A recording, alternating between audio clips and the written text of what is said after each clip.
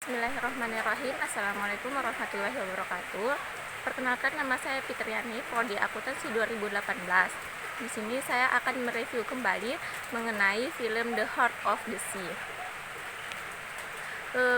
Film In the Heart of the Sea sendiri berdasarkan pada peristiwa yang terjadi pada tahun 1820 tentang kru kapal pemburu ikan paus di Essex. Tahun 1850, Herman Melville, seorang penulis, menyambangi Thomas Nicholson, penyintas peristiwa tenggelamnya kapal Essex yang masih hidup, untuk mendapatkan cerita tentang kejadian tersebut. Awalnya menolak, tapi atas paksaan istrinya dan bayaran yang besar, Nicholson pun mulai membuka ceritanya kembali, mengingat ke tahun 1820.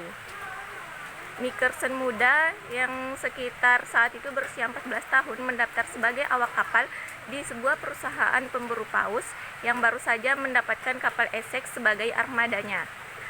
Pimpinan perusahaan merekrut Owen Chase, seorang pemburu paus veteran, dan menunjuk George Pollard, pelaut minim pengalaman tapi berasal dari keluarga pemburu paus, sebagai kapten kapalnya. Dalam pelayaran perdananya, mereka seringkali berseteru yang menyebabkan Pollard melayarkan kapal menuju badai karena menentang saran dari Chase.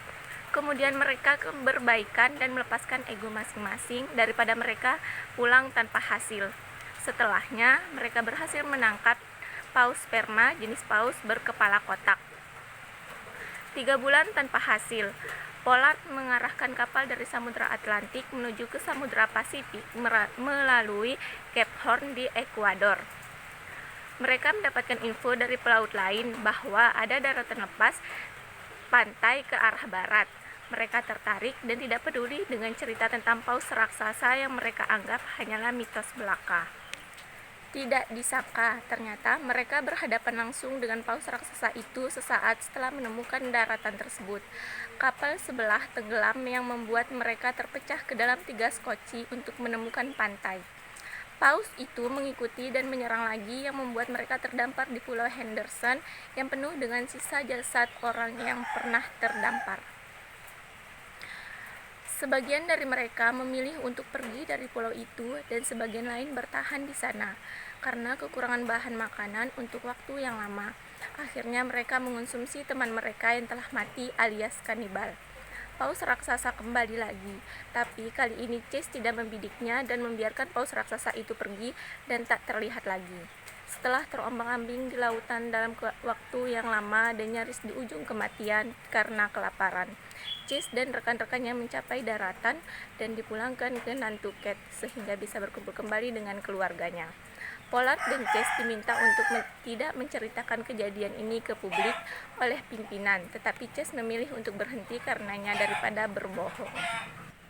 Dari film tersebut dapat ditarik kesimpulan mengenai beberapa kode etik profesi.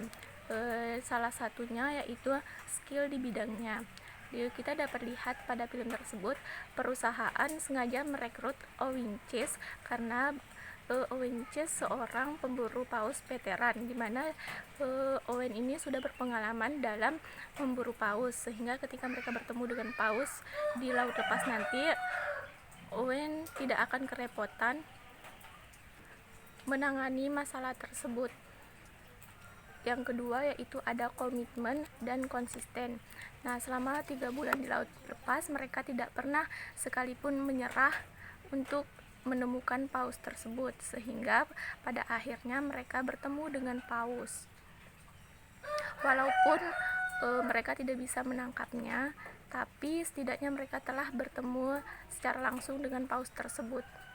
Juga dalam film ini saya dapat menangkap adanya egoisme psikologis, di mana egoisme ini terdapat pada bagian Pollard tidak mendengarkan pendapat dari Owen yang ingin melewati badai, tetapi Owen telah menyarankan agar tidak melewati tempat tersebut. Tapi dengan egoisnya Pollard, akhirnya mereka melewati jalur itu dan bertemu dengan badai. Walaupun mereka bertemu dengan badai, tapi akhirnya mereka dapat terselamatkan dari badai tersebut. Mungkin hanya ini yang dapat saya sampaikan, kurang dan lebihnya saya mohon maaf. Wabillahi taufiq wal hidayah. Wassalamualaikum warahmatullahi wabarakatuh.